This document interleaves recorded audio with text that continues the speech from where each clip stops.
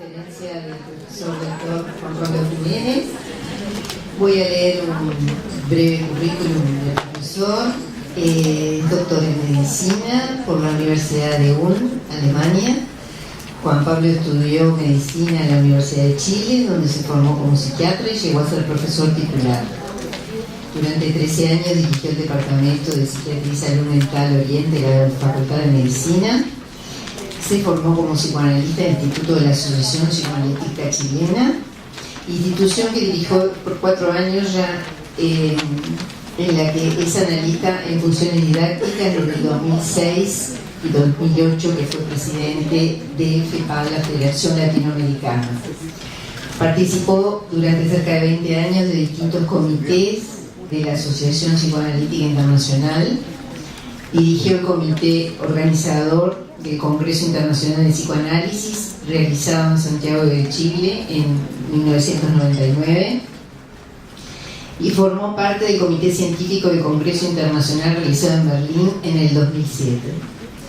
En el Congreso realizado en Chicago en 2011 dictó la conferencia principal.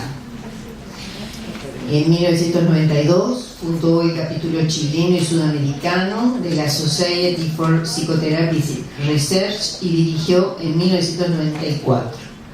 En el 2005 funda la revista Gaceta de Psiquiatría Universitaria, Temas y Controversias, siendo su director hasta 2010. Creó en el 2005 y dirigió por 9 años el doctorado en psicoterapia, programa conjunto entre las universidades de Chile, la Pontificia Universidad Católica de Chile y la Universidad de Heidelberg, Alemania. Durante 6 años fue profesor visitante del Departamento de Investigación en Psicología de la University College London, dirigido por el profesor Peter Fournier, participando como miembro del staff en el programa de entrenamiento en investigación, auspiciado por la Asociación Psicoanalítica Internacional.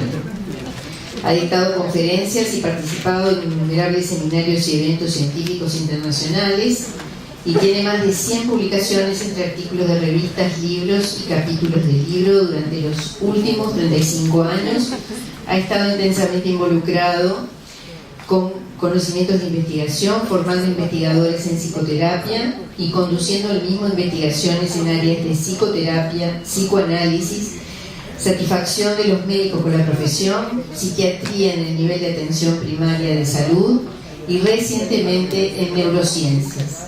Actualmente es investigador responsable del proyecto Fondicity 2015-2018, Interacción Gen-Cultura en la depresión y el bienestar subjetivo en Chile, y co-investigador del MIDAP, Instituto para la Investigación de Depresión y Personalidad. La conferencia es interesante ver que acá figura con un nombre que es Investigación en Psicoterapia y Genética, un diálogo siempre emergente, y él dice que el título es otro, así que aclaralo.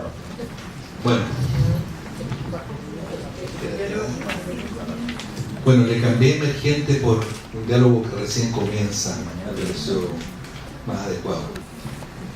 Muchas gracias por la invitación a Fupsi, a Violeta, en fin, a una serie de amigos que yo la verdad es que hacía tiempo que no venía a Uruguay,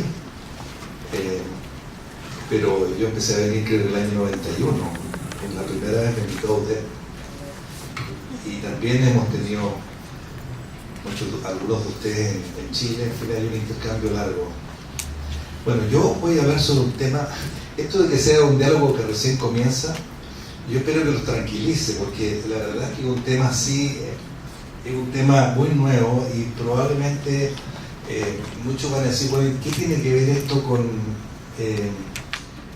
lo que hacemos como terapeutas diariamente? ¿Tendrá algo que ver? Probablemente poco, por el momento poco, pero yo veo que aquí hay mucha gente joven y estos conocimientos avanzan de manera tan rápida que probablemente en un plazo no muy lejano va a ser posible, dentro de los exámenes de indicación de psicoterapia, pedirle algún tipo de examen genético, porque se ha visto que hay ciertas estructuras genéticas que tienen que ver con la sensibilidad del ambiente y probablemente, y eso es lo que una de las cosas que estamos estudiando, pueden ser predictores de respuesta a psicoterapia.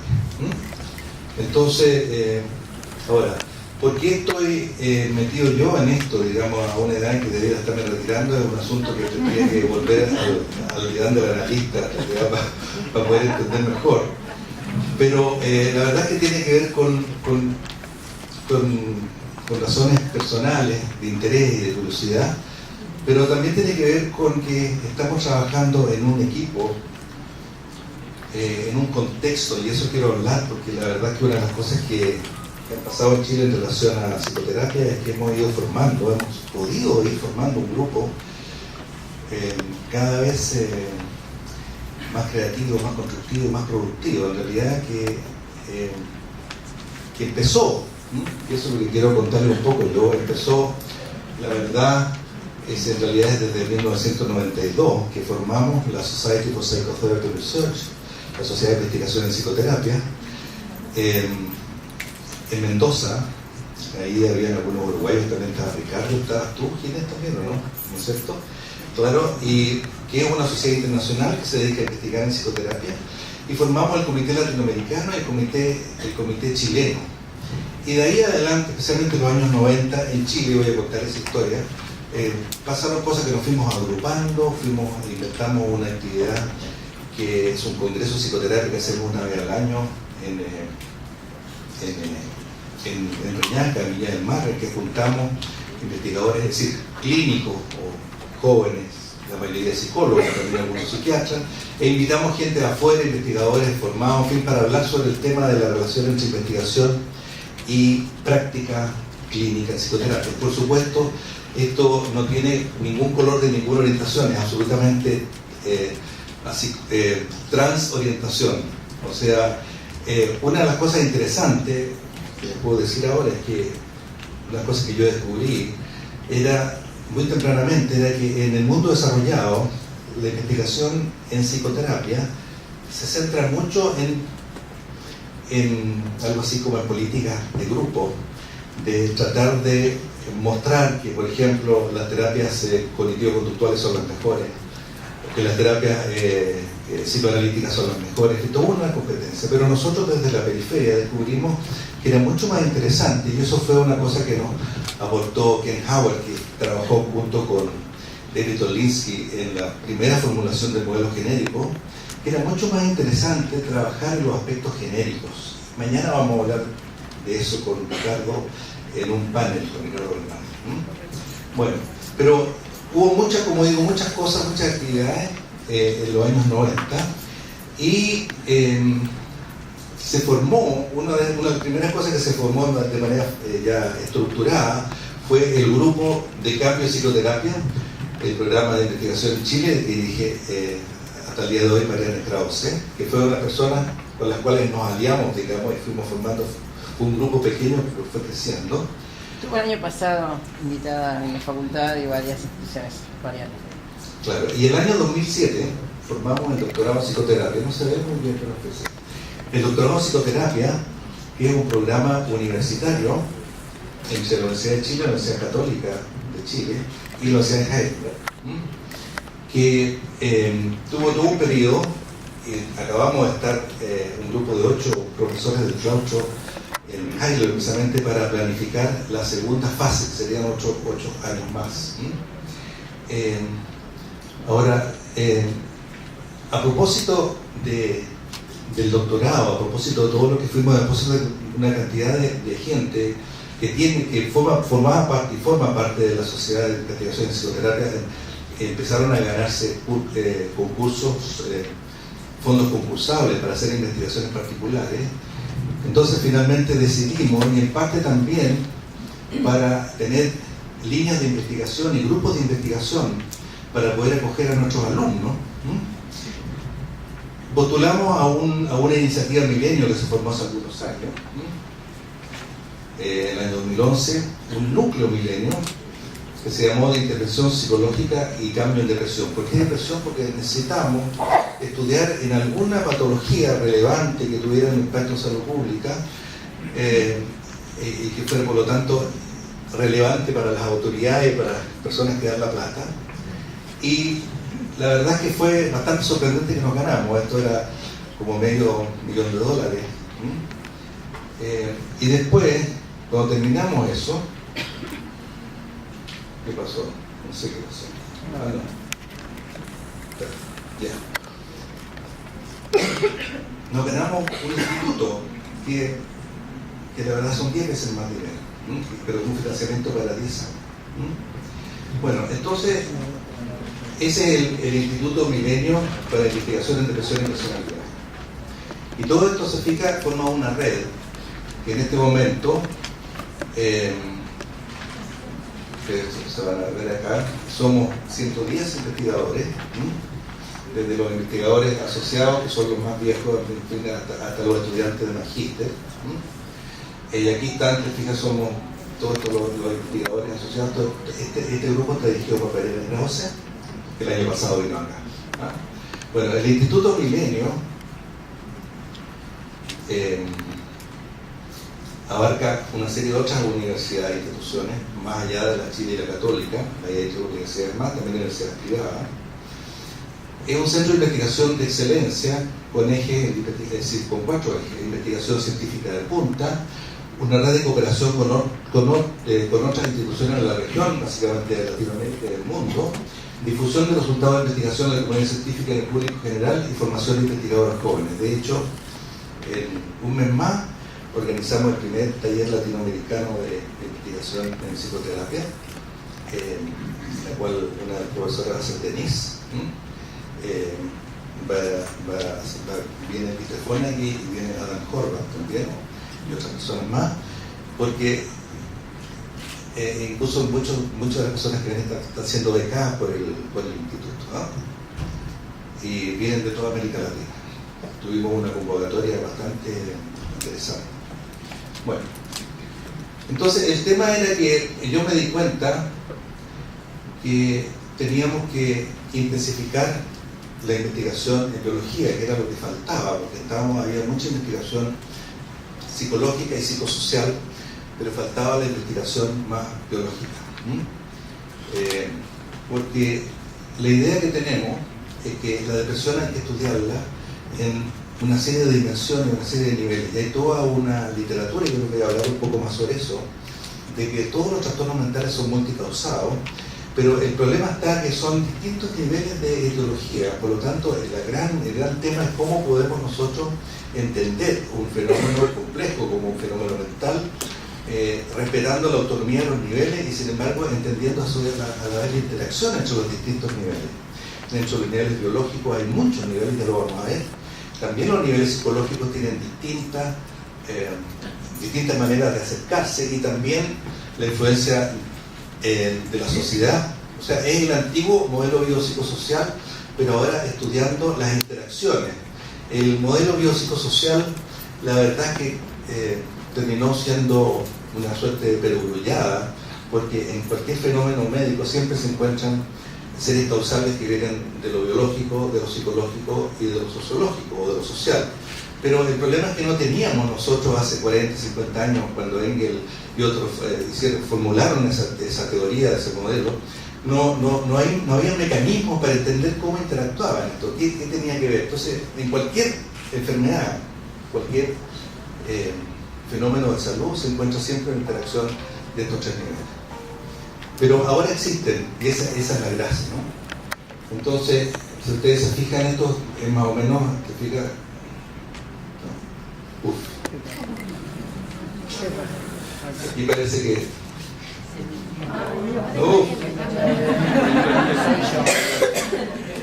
Dice que me supera esto. No, pero esa es la otra. Es otra cosa. Cerrar. Ya, bueno.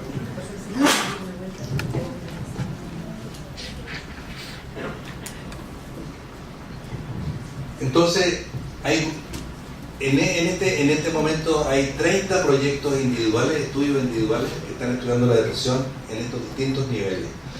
Uno de los problemas que avisoramos es que después de 10 años probablemente vamos a tener una cantidad de datos absolutamente divergentes Entonces tenemos que trabajar permanentemente en la construcción de un modelo de depresión que nos permita, de alguna manera, entender cómo conversan, cómo interactúan estos distintos niveles. Y en eso estamos. En eso estamos. Ese fue uno de los temas que discutimos ahora precisamente en Alemania con colegas de la facultad de la Universidad de Heidelberg. Entonces, estos son los dominios de investigación de nuestro instituto. O sea, mecanismos, estructuras de procesos biopsicosociales básicos, promoción de la salud e intervenciones psicosociales, procesos de cambio e intervenciones psicoterapeutas, rehabilitación e reintegración. Todo en relación a los trastornos afectivos, básicamente trastornos depresivos y ansiosos. Y trastorno depresivo y ansioso es lo que los americanos llaman los common disorders, porque la verdad es que la psiquiatría se mueve, y todos cuando hablamos de psiquiatría estamos hablando en realidad de enfermedades como la bipolaridad o la esquizofrenia, en fin, y hay muchos estudios sobre eso, pero los trastornos que se ven en la calle y forman parte de la mayor parte de la mayoría de la prevalencia y los motivos de consulta en realidad son trastornos comunes, o sea, reacciones de adaptación o depresión, cuadros depresivos ansiosos, en fin, etc. Entonces estamos estudiando básicamente eso porque nos interesa una investigación básicamente aplicada que tenga relevancia social y de salud pública. Ahora, hoy día yo voy a hablar de este dominio. A este dominio se refiere, hay otras investigaciones también en este dominio, pero eso es lo que voy a hablar. Ahora, ¿cuál es, digamos, la motivación más personal en realidad? ¿Qué es lo que hace? Yo me lo pregunto, ¿qué se hace un psicoanalista que ya cumplió 70 años en este tema? Pero la verdad es que yo me he encontrado que es muy fascinante la investigación interdisciplinar. La verdad es que yo dirijo un grupo de genetistas, de antropólogos, de psiquiatras y psicólogos, y estamos preguntándonos tratando de responder o hacernos preguntas que en la interacción de estas disciplinas. Entonces, ninguno sabe o tiene conocimiento sobre todo el campo. Es muy interesante y muy complicado, es un gran desafío trabajar ahí, porque resulta que todos estamos acostumbrados, la verdad es que cuando nos metemos a algo, de alguna manera pretender que vamos a poder entender todo el campo en el cual nos hemos metido, pero resulta que eso casi de partida es imposible. Entonces tenemos que estar permanentemente reuniéndonos y conversando entre nosotros y transmitiendo y viendo cuáles son las preguntas de frontera y cómo podemos enriquecer desde las distintas disciplinas. Entonces mi motivación tiene mucho que ver con eso, ¿no? Pero también creo que esto, Ricardo, es un antiguo diapositivo tuyo, ¿no? Porque es útil, digamos, un diálogo entre la psicoterapia y la neurociencia. Entonces, la verdad, porque, y esto quizás es un tema que, no sé, desde el tiempo de Freud es relevante en realidad, porque el conocimiento avanza, y esto lo aprendí yo también muy temprano, cuando se triangulan las fuentes de conocimiento, o sea, cuando la ciencia o las disciplinas de la subjetividad, que estudia la psicología, el psicoanálisis o todas las psicoterapias, digamos, conversan con la biología, cuando los investigadores dialogan, cuando las teorías también se ponen a conversar unas con otras. En este momento, en la orientación psicoanalítica, que es la más antigua de las orientaciones psicoterapéuticas, en realidad existe básicamente una pluralidad de teorías diferentes. A mí me tocó trabajar los últimos 4 años en un comité que trató de ver cómo podían conversar distintas teorías. Y la verdad que una de las cosas que el postmodernismo nos ha enseñado es que no existe una visión única, sino existen distintas visiones, pero podemos, digamos, a partir de ese hecho podemos decir, bueno, conformémonos que no hay una visión global ni única de la realidad, o tratemos de entender cómo conversan estas visiones particulares y construyamos un verdadero pluralismo, que es más que un hecho, es algo que tiene que estarse construyendo todos los días. Bueno, ahora, las distintas preguntas van a requerir distintos métodos. O sea, estamos en una posición en sentido bastante abierta y que requiere tolerar bastante incertidumbre. Bueno. Ahora, hay muchas ideas que a ustedes se les pueden, muchas preguntas que plantean, aquí yo puse algunas nomás, que nuevas ideas sugieren los avances de la otra disciplina.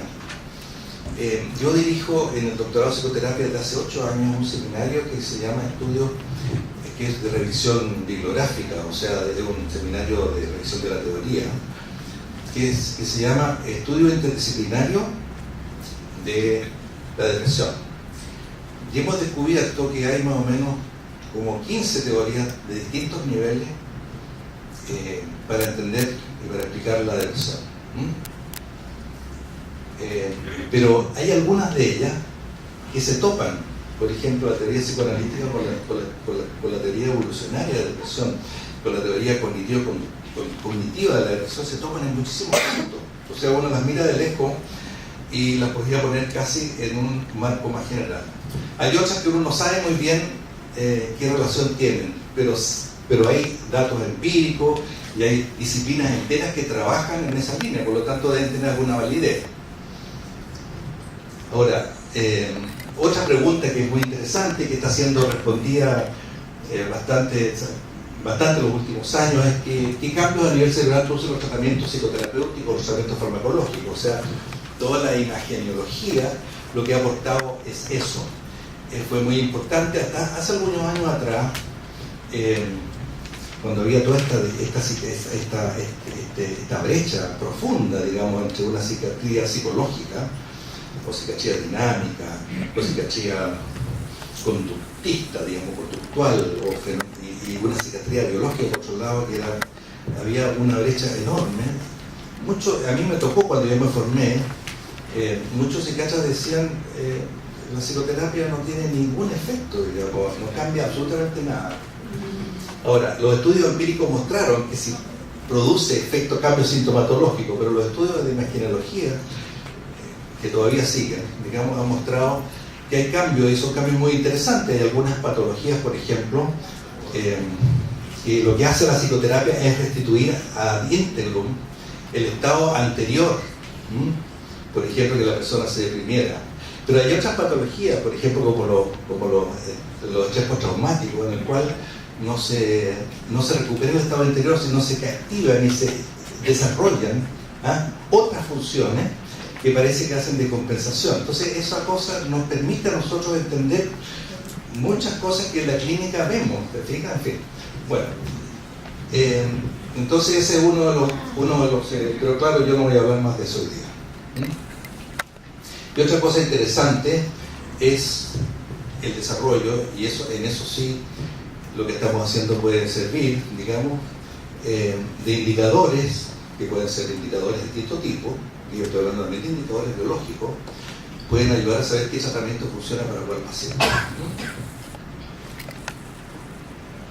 Y finalmente, como en la gran utopía, y hay un grupo que está trabajando en eso, ¿qué sucede en el cerebro cuando pacientes y terapeutas interactúan? Hay un grupo pequeño que está desarrollando en nuestro instituto un estudio muy interesante, es un estudio de caso único por el momento, pero por un neurocientífico especialista en electrofisiología, o sea, en el electroencefalograma. Actualmente existen unos cascos electroencefalográficos muy portables, entonces están llevando a cabo una psicoterapia entera, y ambos, el terapeuta y el paciente, ustedes se van a reír en realidad, pero así es, ambos con casco, y el gran desafío es ver qué se puede hacer con eso. Han descubierto algunas cosas interesantes en realidad, el tema de la sincronía, ver si podemos establecer ciertas sincronías, ciertas ondas, etc. Y esa es una discusión fascinante. En el futuro probablemente vamos a tener algunos aparatos así también que hagan imagenología cerebral. No sabemos todavía, pero probablemente va a haber eso. Entonces esta pregunta probablemente va a ser respondida dentro de este ciclo. Ahora, ¿cuál es nuestro punto de partida? De aquí estoy entrando más en materia. Bueno, estamos cursando un cambio de paradigma. El primer intento de integración entre la mente y el cuerpo es conocido en 1895, o sea, hace 120 años, Sigmund Freud escribió un trabajo, un ensayo que desechó, que fue el proyecto de psicología científica. Y lo que pasó fue que Freud descubrió una psicología, un funcionamiento dinámico de la mente, una psicología dinámica, estados mentales diferentes, fuerzas, etc. Y en ese periodo primaba una dicotomía absolutamente radical. La verdad es que ni siquiera se sabía mucho cómo funcionaba el cerebro. La neurología que existía en ese momento era una neurología absolutamente estática. Entonces, eso no tenía ninguna posibilidad de rendir fruto. Durante el siglo XX se desarrollaron varias psiquiatrías. Una psiquiatría organicista, digamos. O sea, fue muy centrada en el diagnóstico, Pepeliniana, con la idea de que las enfermedades mentales eran enfermedades del cerebro. Pero entendiendo las enfermedades como expresión de algún tipo de lesión cerebral, al modo de la neurología. Se desarrolló una psiquiatría dinámica. Yo creo que en realidad quizás algunos psicoanalistas se escandalizarían por lo que voy a decir, pero yo creo que el psicoanálisis fue la respuesta de Freud al problema del nacimiento de la psiquiatría. O sea, es la psiquiatría psicoanalítica, ¿me entienden? Creo que eso fue, digamos. Se desarrolló también después una psiquiatría conductista, una psiquiatría cognitivista, en fin, etc. Bueno, el tema era que se estableció lo que Kendall llamó una guerra de paradigmas, una descalificación permanente y ninguna posibilidad de conversar. Pero actualmente sabemos mucho más de lo que Freud sabía en relación a cómo mente y cuerpo interactúan, mente y cerebro interactúan. El año 40, que el último trabajo en el esquema de psicoanálisis, Freud dijo: de lo que hemos dado en llamar nuestra vida mental son dos las cosas que sabemos. Por un lado, su órgano somático, en el sentido Freud era muy materialista, y teatro de acción, el cerebro, y por el otro nuestros actos de conciencia que se nos da de forma inmediata. O sea, la toma de conciencia es la subjetividad. Entonces el psicoanálisis se desarrolla como la ciencia de la subjetividad, pero dice: ignoramos cuánto existe entre estos dos términos finales de nuestro conocimiento. No se da nada entre ellos, no se da entre ellos ninguna relación directa. Eso es lo que fue pensar, y yo creo que muchos psicoanalistas siguen pensando lo mismo. Pero ha pasado mucho entre medio. En todo caso, Freud nunca abandonó la unidad de la unidad, la idea de la unidad mente-cerebro, cerebro-mente. Ese conocido este texto que dice: la terapia solo nos concierne aquí en la medida en que opera por medios psicológicos, y por el momento no disponemos de otro. Estamos hablando de los años 30. El futuro podría enseñarnos a influir directamente mediante sustancias químicas particulares en el aparato psíquico. Ahora, lo que Freud no sabía, no se imaginó nunca que el futuro iba a durar 14 años. Porque el año 52 los franceses sacaron al mercado la clorpromacina, el Largactil, que después de 10 años 50 millones de personas en el mundo estaban usándolo. Ahora, así comenzó el renacimiento de la psiquiatría biológica, que había decaído porque no tenía ningún instrumento para seguir estudiando de acuerdo al modelo nacional. Entonces dijeron: bueno, pero aquí está la respuesta. O sea, las enfermedades mentales son enfermedades del cerebro. ¿De qué? De un trastorno molecular o un trastorno de neurotransmisión en el cerebro. Y en un momento determinado, especialmente en los Estados Unidos, llegó tal la infatuación por los años 80, que realmente muchos pensaron y dijeron de que cualquier enfermedad mental no era nada más que un desequilibrio bioquímico en el cerebro. Y en ese momento, y esto lo digo aparte, los psiquiatras renunciaron a la psicoterapia. Y incluso los seguros le prohibieron, y sigue eso actualmente prácticamente, a los psiquiatras trabajar en psicoterapia. Se produjo un problema bien complicado ahí, porque ahora los psiquiatras estamos tratando de recuperar la psicoterapia, no para quitársela a los psicólogos, sino para decir: aquí hay un campo común que nos supera a todos, y en realidad lo que está sobre la mesa es la formación de una nueva profesión que es la profesión de psicoterapeuta, a la cual pueden acceder psiquiatras, psicólogos y otros profesionales de la salud mental. Bueno, estuve hablando con la mañana sobre ese tema. Yo creo que ese es lo que tenemos que trabajar de buena manera todos. Ahora, pero las cosas, por cierto, no resultaron tan simples para la psiquiatría biológica. Ustedes estarán al tanto del escándalo que se desató cuando se publicó el año 2013 la última edición del DSM, el DSM-5, en la cual el director Thomas Ince, el director del Instituto Nacional de Salud Mental en Estados Unidos, dijo: el DSM-5, estoy diciendo muy rápido, no sirve para nada.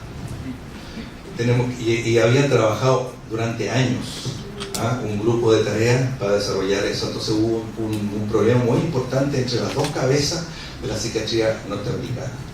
Y el New York Times titularizó en esa época, en mayo, diciendo: el problema subyacente es que la investigación de los trastornos mentales y el tratamiento se ha detenido frente a la increíble complejidad del cerebro. Y recalco esto, porque lo que hemos descubierto es la enorme complejidad, tanto que me puse a estudiar a Edgar Morin, porque la verdad es que estamos frente a fenómenos complejos. Entonces parece que es otra la manera de pensar que tenemos en este momento. Esta es la razón por la cual las compañías farmacéuticas y experimentos han detenido los programas para desarrollar nuevas drogas psiquiátricas. Ellos simplemente no pueden encontrar objetivos biológicos para apuntar, digamos, para desarrollar. Y esa es la situación en la cual estamos en este momento. Ahora, la dicotomía sigue. Esto es sacado del artículo de Gaba del año 2005. La dicotomía sigue. Yo creo que en la práctica diaria seguimos pensando así: el cerebro por un lado, la mente por el otro, los genes, la biología, la medicación, el medio ambiente, el nivel psicosocial y la psicoterapia por el otro. Yo creo que eso es lo que en la práctica probablemente va mucho más atrás de la teoría de la investigación, y seguimos pensando así. Seguimos pensando que los genes son algo así como un destino, como lo pensaban todos durante los primeros 80, 90 años del siglo XX, que era una suerte de determinación que formaba parte de la Constitución, digamos, y eso determinaba de alguna manera lo que íbamos a hacer después. Pero lo que se ha descubierto es que también la genética, igual como la psicología dinámica, igual como hay una dinámica, la mente es muy dinámica, igual como el cerebro es dinámica, la genética también es dinámica. O sea, uno nace con ciertas programaciones y cualquier acto humano de alguna manera está determinado también por la genética, no importando si ese acto también es aprendido, porque probablemente la disposición a aprenderlo más rápido también está determinado por la genética. Y a su vez hay permanentes loops, o sea, unas acciones recursivas que determinan que si un gen de alguna manera se expresa en determinada, de algún modo, una conducta, a su vez esa conducta va a modificar recursivamente la expresión genética en los años que siguen. Por ejemplo, se sabe ahora que los estilos de apego, ustedes saben, el estilo de apego no es consistente, digamos, entre el estilo de apego infantil hasta el estilo de apego de adulto. Bueno, se ha visto que en la adolescencia, sabemos que la adolescencia es un periodo de reestructuración, pero también sabemos que se producen expresiones de genes y que te modifican incluso el estilo de apego en la adolescencia. Por lo tanto, también hay una expresión de los distintos genes a nivel de ciclo vital. Por lo tanto, no podemos abandonar de ningún modo, digamos, nuestra programación genética. Aquí hay un artículo que lo cito, que es de David Taylor, que es un clariniano que trabaja en la clínica Tavistock, que ha trabajado en un programa de tratamiento de lesiones refractarias crónicas, recurrentes, que no han respondido a ningún tipo de tratamiento, con terapia psicoanalítica modificada. Y simplemente a mí me interesa leerles un poquito de eso. La tesis de ese paper Dice que el psicoanálisis se entiende mejor como una rama altamente especializada de la biología humana. Eso ya podría ser escandaloso, ¿no? Lo que pasa es que cambia la concepción de biología. Dentro de este marco, las ideas psicoanalíticas principales sobre la depresión se describen, bueno, en fin, etcétera. Después dice, Goldberg muestra que los avances en la genética y la neurología se pueden conectar con el desarrollo, con la investigación y el desarrollo, o sea, psicología evolutiva o psicopatología evolutiva. Entonces dice, esto nos permite una nueva luz para entender la diátesis psicobiológica que parece subyacer a la depresión. Entonces, el autor argumenta que una investigación de la subjetividad y del sentido, del significado, también es necesaria para entender, para que la comprensión de la depresión sea completa. Sin un entendimiento del significado, la función del cerebro no puede ser entendida totalmente. ¿Qué es lo que está detrás de esto? Lo que está detrás de esto es que tenemos que buscar la manera de que la biología hable con la subjetividad y con las disciplinas de la mente. O sea, y esto es una cosa interesante, porque Kendall, que es un genetista o psiquiatra genetista epidemiólogo americano, que ha escrito muchísimo y ha estudiado muchos de estos temas, plantea un nuevo marco para la investigación en la relación mente-cerebro, que le llama pluralismo integrativo, cuyo primer punto es que las disciplinas de la mente están irrevocablemente fundadas en experiencias mentales en primera persona.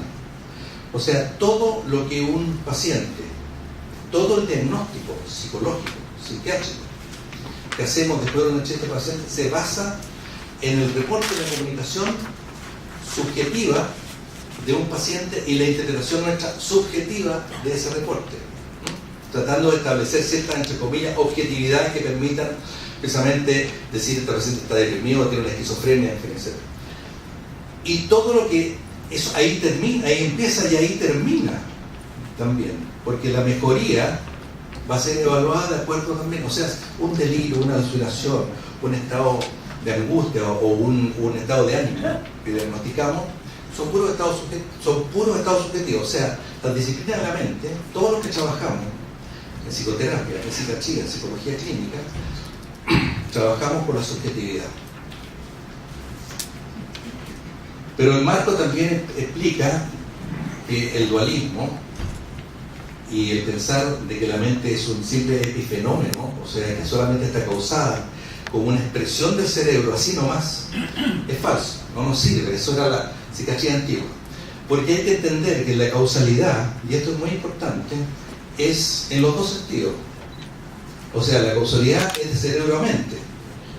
Evidentemente, si yo me pego y me hago un traumatismo cefalocraniano y después quedo medio orgánico, obviamente es evidente ahí que la lesión es lo que produce. Pero lo que está mucho menos estudiado, y es lo que está siendo estudiado en este momento, es la causalidad inversa. Esto ya se ha estudiado en un principio, por ejemplo, una de las críticas a la psicología cognitiva, y por eso apareció una rama que se llama las neurociencias afectivas, es que pensaban de que las emociones no tenían ninguna influencia, que no producen, digamos, ningún cambio, no producen ninguna influencia en la conducta. Pero nosotros sabemos clínicamente, y sabemos también que los estados mentales, que tienen un nivel de autonomía bastante interesante, importante, van produciendo cambios también y pueden producir cambios en el cerebro. Bueno, y ahora sabemos cambios genéticos. Que los trastornos psiquiátricos son etiológicamente complejos y que el pluralismo explicativo preferible a los enfoques monistas, en especial al reduccionismo biológico, especialmente la psiquiatría biológica de los años 80. Entonces debemos movernos de una batalla del paradigma a un enfoque que asuma la complejidad de los fenómenos mentales, y lo que podemos aspirar van a ser integraciones. No tenemos un modelo global en general para entender esto. Lo que sí podemos aspirar a ciertas integraciones graduales, es decir, locales, y aspirando con la meta de alcanzar integraciones graduales, y por el momento tenemos que aceptar, y eso es lo que digamos, una política de salud mental sensata, tiene que aceptar, y que por el momento tenemos que aceptar reduccionismo parciales. Por ejemplo, si un tratamiento, aunque sea, se demuestra como el más eficaz para uno, tenemos que, aunque no entendamos la relación con otros, tenemos que aceptar que es el que tenemos que aplicar. Y eso nos crea un desafío muy grande, porque resulta que tenemos que funcionar con varios modelos a la vez cuando atendemos un paciente. O sea, de alguna manera tenemos que ser psiquiatras biológicos, a veces tenemos que ser psicoanalistas si pensamos, pero también tenemos que ser cognitivos, qué sé yo. Si te fijas, eso crea un desafío que todavía no tenemos un modelo amplio que nos permita trabajar, pero tenemos que probablemente ir saltar de uno a otro, y la idea es que tenemos que saber indicar también qué es lo que es mejor para un paciente particular. La idea de encontrar subgrupos de pacientes para poder hacer la indicación que más prediga un buen resultado. Ahora, Kenneth el año pasado publicó un artículo muy interesante. Dijo: el pluralismo explicativo, o sea, la estructura de la psiquiatría, no es algo que tenga que hacerse, es algo que ya empezó. Y él entonces lo que hizo es que tomó los primeros 4 números del año 2013 de 12 revistas importantes de psiquiatría y psicología, y estudió, clasificó entonces 197 artículos que estudiaban series etiopatogénicas, factores de riesgo que los agrupó en factores de riesgo biológico, factores de riesgo psicológico y factores de riesgo sociales, o sea, el modelo biopsicosocial. Dice, estos factores de riesgo estuvieron ampliamente dispersados a través de los niveles, sugiriendo que nuestro campo es inherentemente multinivel. Ya les voy a mostrar. Por lo tanto, ya está practicando empíricamente un pluralismo. Les voy a mostrar qué es esto. De los estudios publicados, te fijas, encontró entonces que había trabajos de factores de riesgo, factores de predicción, que estudiaban algún diagnóstico en relación a ciertos estudios etiopatogénicos particulares, de acuerdo, por ejemplo, de genética molecular. La beso en la biología, de neurociencia molecular, de neurociencia del sistema, otra genética y causas biológicas misceláneas. Después, los estudios neuropsicológicos, de personalidad, actitud y síntomas, como lo psicológico, y después lo ambiental, como medio ambiente individual, medio ambiente familiar y medio ambiente comunitario. Y lo que encontró es que de estos 197 estudios, el 69% examinaron solo un nivel o sea, estaban trabajando en un solo nivel, monodisciplinar, por así decirlo. Pero 31%, o sea, 62 de los 197 habían examinado 2 o 3 niveles de clases de predictores, o sea, juntaban la interacción entre, por ejemplo, y ahí están, te fijas, de los 62, de ese 31%, el 63%, o sea, 39 estudios utilizaron uno de 3 diseños. Estudiaron en conjunto examen de factores genéticos latentes más el medio ambiente individual o familiar, neurociencia de sistema con neuropsicología, genética molecular más medio ambiente individual, familiar o comunitario. Entonces eso le permitió decir que ya la psiquiatría era una disciplina que está trabajando con múltiples niveles de explicación y está tratando de ver la interacción entre estos niveles. Entonces él propone 3 pasos paradigmáticos para investigación en el siglo XXI. Dice: continuar determinando factores de riesgo varios los niveles y sus niveles principales, clarificación de mecanismos causales, cómo las causas singulares trabajan juntas para lograr resultados que ninguna de ellas produce por sí sola. ¿Se fijan? Pero el punto muy importante, y eso es lo más difícil y todavía no tenemos respuesta, que esa explicación que está construida en tercera persona, sin subjetividad, pueda ser usada por el clínico en la entrevista y la relación con su paciente. O sea, ¿cómo podemos entender eso? Y ese es un tema que no está claro.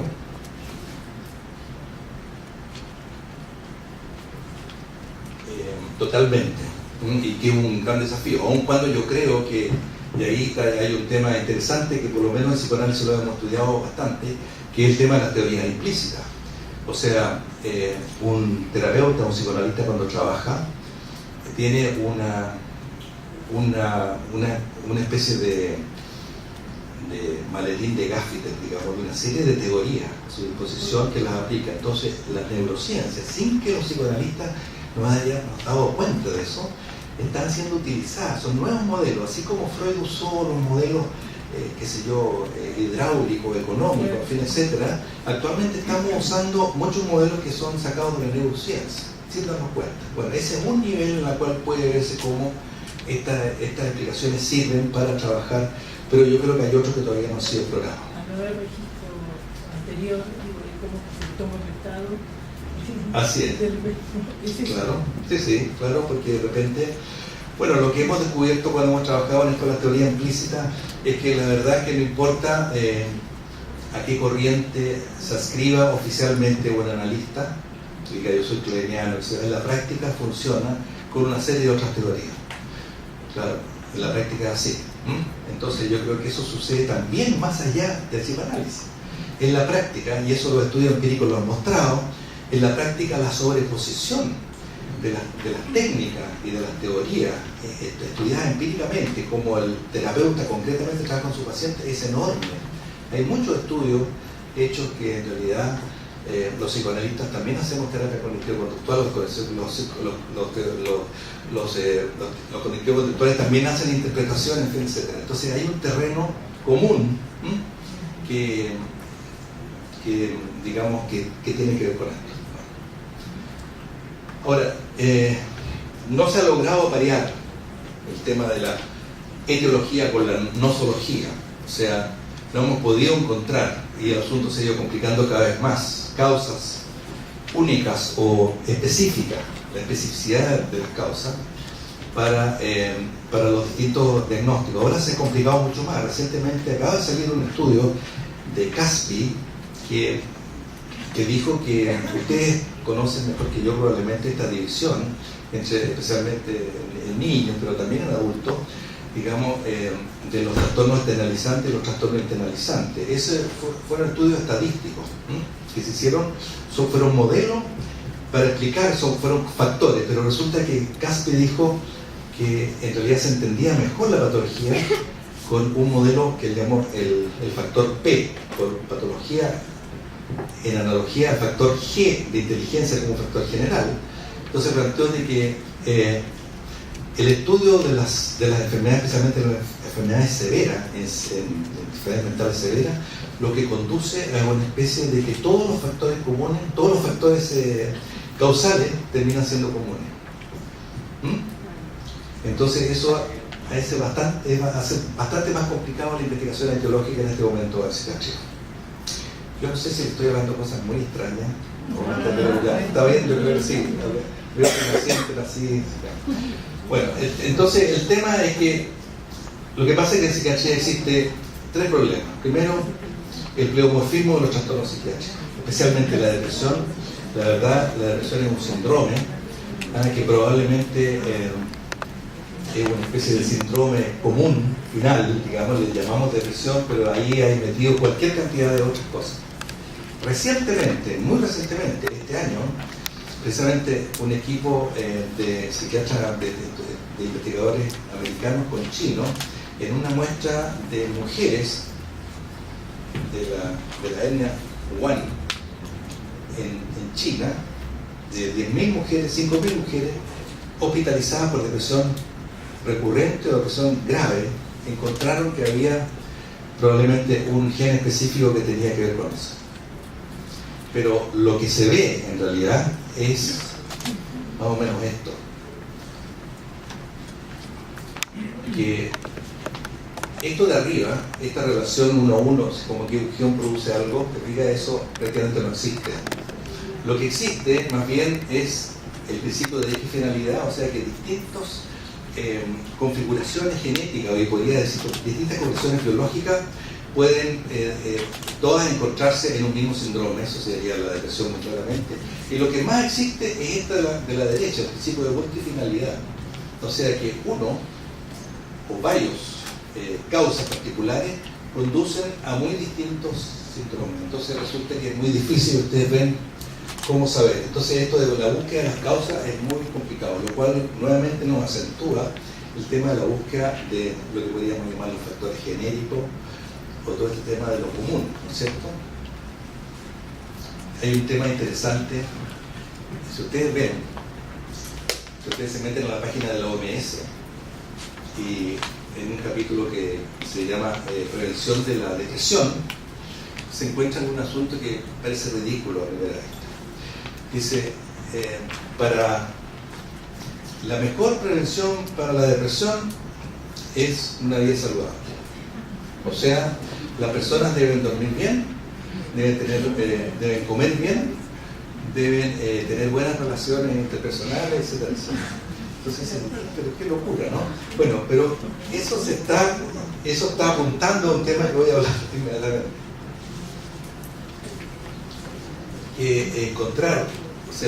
Encontrar causas específicas se nos está haciendo cada vez más difícil. Entonces, por lo tanto, la tarea que tenemos por delante es reemplazar esta guerra de paradigma. A mí me hizo sufrir bastante cuando yo me formé en la clínica psiquiátrica universitaria de la Universidad de Chile. Me estaba formando como psiquiatra y como psicoanalista a la vez. Había una historia particular ahí, pero los psiquiatras me decían: oye, los psicoanalistas son todos unos tontos, no sirven para nada, esa es pura lecera. Y yo iba donde los psicoanalistas me decían: los psiquiatras no, lo mismo, bueno, estoy exaltado. Y en realidad todos tenían razón, porque resulta que todos tenían de experiencia. Por ejemplo, sí, hombre, mira, yo estaba viendo, yo me tocó un paciente que había estado 5 años en análisis y era un paciente bipolar, en ese momento se llamaba enfermedad afectiva o manía depresiva, e hizo una manía y este tal por cual, psicoanalista, qué sé yo, etcétera, nunca me hizo el diagnóstico. Pero también conocí exactamente los casos al revés. Y decía: oye, y este tipo, te fijas, trató a este adolescente como un esquizofrénico, le hizo una montonera de electroshock. Y la verdad es que yo lo estoy tratando, es una personalidad, en esa época no existían los limítrofes, pero era más o menos en esa época, era una personalidad más o menos complicada, una de carácter grave, etc. Y la verdad es que nunca fue esquizofrénico. Entonces los psiquiatras son tontos, los psicólogos son. A mí me tocó vivir eso. O sea, la guerra de paradigma fue verdad. Yo no sé si a alguno le ha tocado eso. A ti te tocó, seguramente. Bueno, entonces nuestra tarea. Entonces esto es bien interesante. Más allá de la biología, de la psicología, de lo sociocultural, la tarea es integrar los niveles etiopatogénicos. Fíjate, una cita: la biología del siglo XX triunfó a causa de su foco en un análisis intensivo de los componentes individuales de los sistemas biológicos complejos. O sea, en niveles, el estudio de profundidad de uno de los niveles. La disciplina del siglo XXI se focalizará crecientemente en el estudio de los sistemas biológicos completos, tratando de entender cómo las partes componentes colaboran para crear un todo. ¿Se fijan nuevamente? El mismo tema del pluralismo y de la complejidad. Un integracionista, usando análisis de niveles de sistema riguroso, no necesita ni desea negar el poder de la reducción exitosa. De hecho, él usa ese poder como parte de su integración exitosa. La biología de sistema integrativo puede ser o es tan rigurosa y cuantitativa como la biología molecular reduccionista. La única diferencia es que esta última acepta que la causalidad va de arriba hacia abajo y no solo de abajo hacia arriba. ¿Te fijas? Y ahí hay una serie de biólogos trabajando, como Panzer, por ejemplo, en fin, y una serie de otros. Todos los estudios de apego, en fin, etcétera, se están acercando, te fijas, a ver. Y ahí el tema de la interacción entre genética y psicología es muy interesante. Ahora, bueno, esto no importa, el tema es que lo más importante, y esto tiene que ver con un poco lo que no sé si ustedes han escuchado, un tema que planteó Thomas Insel de Research Domain Criteria, de buscar ciertas funciones que vayan más allá, que sean transdiagnósticas, que vayan más allá de los diagnósticos particulares para estudiarlas. Pero él las plantea solamente el estudio biológico. Lo que nosotros planteamos es que también existen funciones que son primariamente psicológicas o primariamente de personalidad y que también tienen las mismas funciones, como el estudio de momentos fenotipos y una serie de otras cosas. Por lo tanto, ahí podemos subir o bajar. Y esto lo niega, por ejemplo, este es un artículo del señor Zuckerman que mapea los niveles de la depresión. Esto es lo que les decía. Por ejemplo, la depresión ha sido estudiada genéticamente en relación a los polimorfismos, por ejemplo, la serotonina.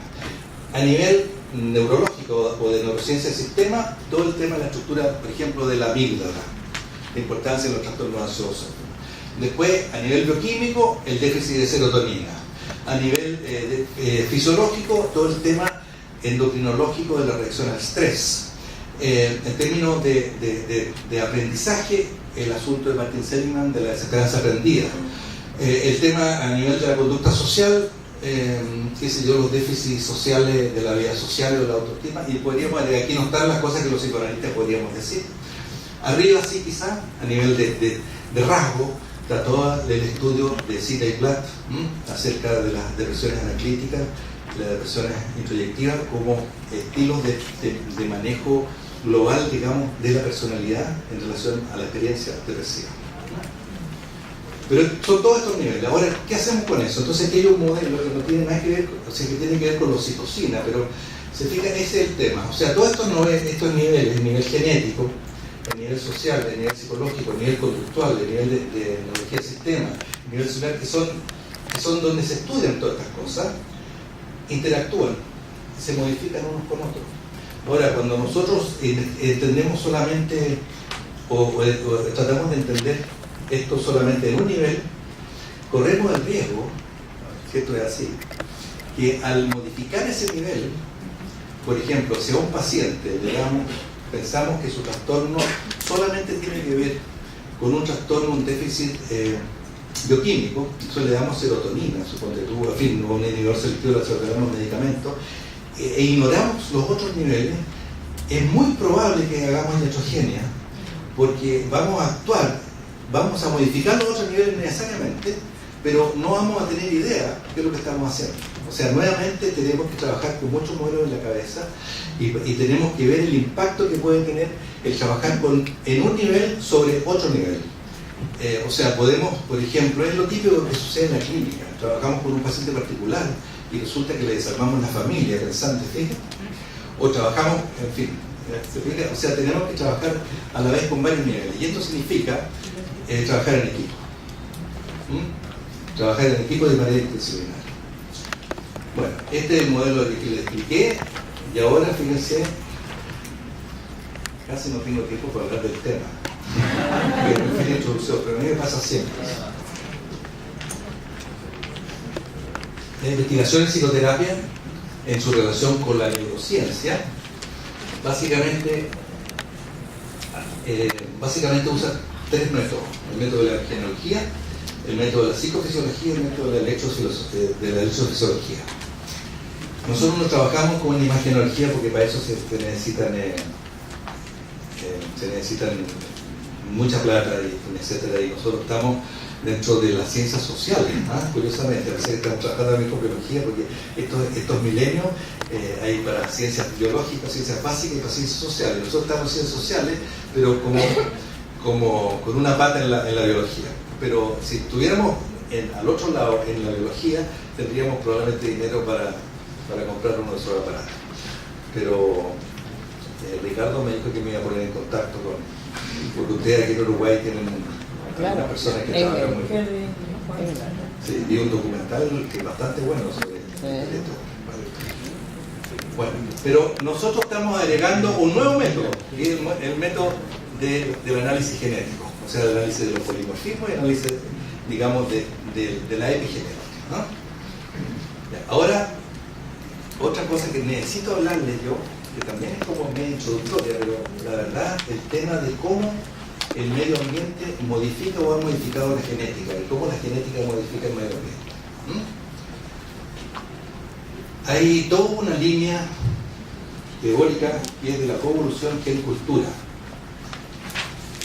Los teóricos de la biología han usado modelos de genética de población para demostrar que los procesos culturales pueden tener un efecto profundo en la evolución humana. Y los antropólogos están investigando las prácticas culturales que modifican la actual selección. Ustedes recuerdan, probablemente eso fue lo que estudiaron, eso fue lo que estudié yo, que la selección natural se había acabado hacía, no sé, o sea que el cerebro de Aristóteles era el mismo que el de ahora. Bueno, cada día más se piensa que eso no es así. O sea, la cultura, cuando aparece la cultura como un fenómeno emergente, ese es el problema difícil, no podemos, es muy difícil saber por qué aparece la cultura, pero apareció la cultura en un momento determinado. Voy a hablar un poco más de eso para entender qué entiendo por cultura. Pero a su vez entonces tiene un efecto recursivo sobre la biología. Entonces eso es lo que se llama actualmente interacción y cultura. ¿Te fijas? La investigación reciente ha revelado que cientos de genes han sido sujetos de una selección positiva reciente, a menudo en respuesta de actividad humana. Bien, la verdad es que la psicoterapia probablemente es una institución cultural que de alguna manera también está y va a estar modificando la genética de las poblaciones. No les quepa la menor duda. Bueno, pero esto exige nuevamente una colaboración interdisciplinaria entre genetistas, antropólogos, psicólogos, psiquiatras, en fin, y todas las disciplinas que ustedes se pueden imaginar. ¿Qué es lo que es el medio ambiente? De esto hay mucho, no sabemos exactamente cuál es el medio ambiente original, pero esto lo definió John Bowlby como el medio ambiente de adaptación evolucionaria. Eso fue lo que le llamó, o sea, el medio ambiente al cual nuestra biología se adaptó allá en esta especie humana que evolucionó durante millones de años para adaptarse al medio ambiente de la sabana africana. Pero sabemos que desde hace más o menos 10.000 años apareció la agricultura y ahí se produjeron una cantidad de cambios culturales. Empezaron los animales, aparecieron enfermedades nuevas, etcétera, una serie de zoonosis, una serie de cosas, y eso empezó un proceso de modernización. Y hay estudios, por ejemplo, con el tema de la intolerancia a la lactosa, que tiene que ver con cuando el hombre empezó a domesticar a las vacas para sacarle leche. Entonces resulta que empezó a seleccionarse una población, especialmente de Europa y de algunas partes de Asia, que tenía tolerancia a la lactosa, que es la azúcar de la ¿cómo se llama? De la leche de vacuna. Pero usted sabe que América Latina está llena de intolerancia a la lactosa y en otras partes. Bueno, nosotros tenemos una genética distinta. No sé en Uruguay, pero por lo menos en Chile somos todos mestizos. Acá somos todos terneros. Bueno, el tema es que los cambios mentales fueron produciendo selección genética. Los cambios mentales catastróficos en África crearon condiciones para seleccionar genéticamente un dominio capaz de crear conciencia y de crear cultura. Yo me enteré hace algún tiempo que en esa época, o sea, estoy hablando entre 2 millones de años y qué sé yo, y hasta que el hombre salió hasta hace 200.000 años, en fin, etcétera. No, quizás un poco antes. En África existían por lo menos 20 especies homínidas que no se tocaban entre sí. Y sobrevivió una nomás, que fue la que todos estos Homo erectus que se han encontrado, muchos de ellos, son especies homínidas diferentes, son otras especies, no son las especies de la cual venimos nosotros, los Homo sapiens. Pero nuestra especie tuvo ciertas características que aquí está descrita, ¿te fijas? O sea, fuimos capaces de desarrollar conciencia y de crear cultura, cooperación, lenguaje, emoción, razón, es el cerebro, la memoria, adaptación biológica, reproducción, organización social, etcétera, etcétera. ¿Te fijas? Entonces esto fue desarrollándose y eso fue produciendo seguramente un impacto también en crear una genética propia de nuestra especie. Ahora, ¿qué es lo que una de las cosas más importantes que han estudiado los antropólogos, que todavía existe y que por lo menos se piensa que también existía mucho en el grupo humano primigenio? Allí hay una foto a mano izquierda, es es un dibujo de cómo se supone era el hombre, digamos, en esa época. De mano derecha es una foto actual de una tribu del Amazonas. Bueno, quizás lo más importante son las relaciones cercanas y colaborativas. ¿Cachan la relación con la teoría del apego, no? Se dan cuenta que ahí está gran parte de la patología en las relaciones cercanas. Es ahí donde los limítrofes se desintegran, etc. Es ahí donde adolescentes, después de una relación sexual, hacen el primer brote, etc. Eso es como el núcleo de la humanidad, las relaciones cercanas y colaborativas. La evolución cultural, entonces, va ejerciendo una fuerte presión evolutiva. Aparece el lenguaje, aparece la cultura, que evoluciona según leyes propias. Es un nivel que de alguna manera toma una cierta independencia y empieza a ejercer selección hacia abajo. Y va modificando el cerebro. Es bien bonito ese cuadro a la izquierda, porque la idea es que las herramientas estas empiezan a formar parte del cerebro.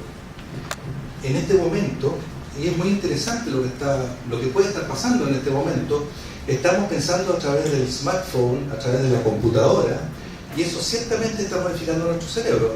En Chile fue un profesor de neurología hace poco que tiene un libro que se llama La demencia digital, es neurólogo, en la cual muestra cómo el uso masivo y permanente de la computación y la informática ha ido atrofiando ciertas, qué sé yo, entonces él habla de demencia digital. Eso se sabe, por ejemplo, en relación a la memoria, o sea, que uno ahora no es capaz de acordarse de nada. Ustedes vieron una película antigua, no la han visto porque es muy antigua, pero una serie americana se llamaba Roots, Raíces, en las cuales los africanos ahí transmitían oralmente durante 10, 15, 20 generaciones la historia de memoria. Bueno, ese tipo de cosas ya no son necesarias. El primer hombre se parece peligrosamente al mono.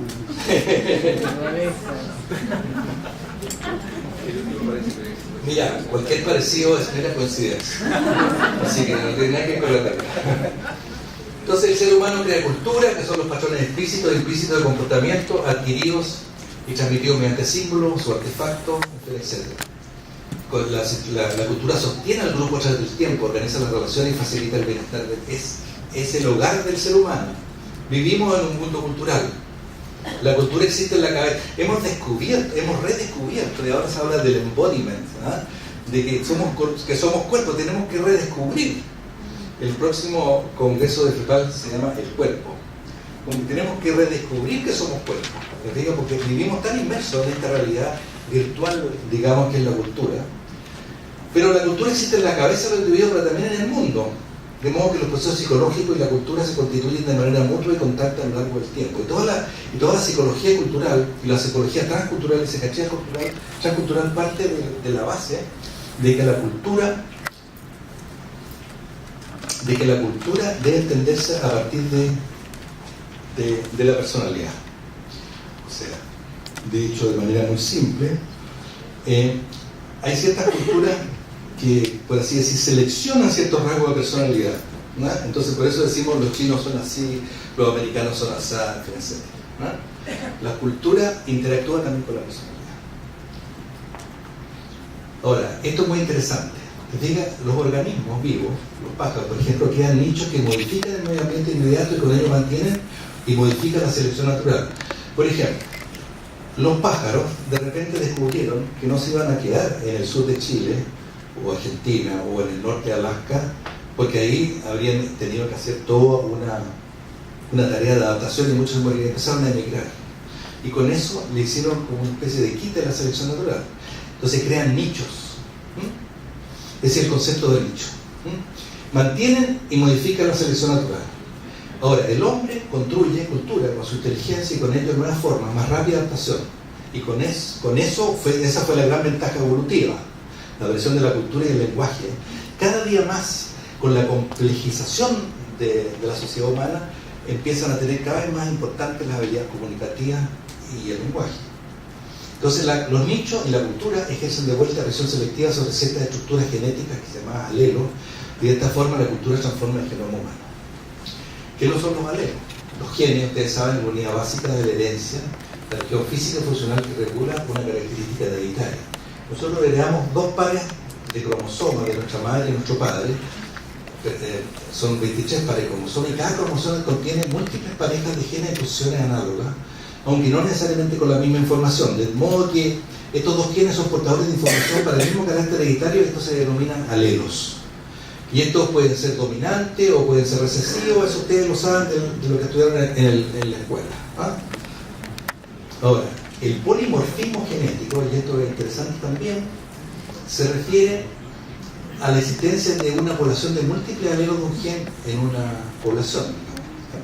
Es decir, un polimorfismo es una variación en la secuencia, en gen, etcétera, que puede tener relevancia adaptativa y clínica. Y ahí ustedes ven, hay una población determinada. Entonces supongamos que, por ejemplo, ahí hay un sujeto o una mujer que es resistente a una enfermedad. Hay otro, te fijas, que es susceptible a la enfermedad.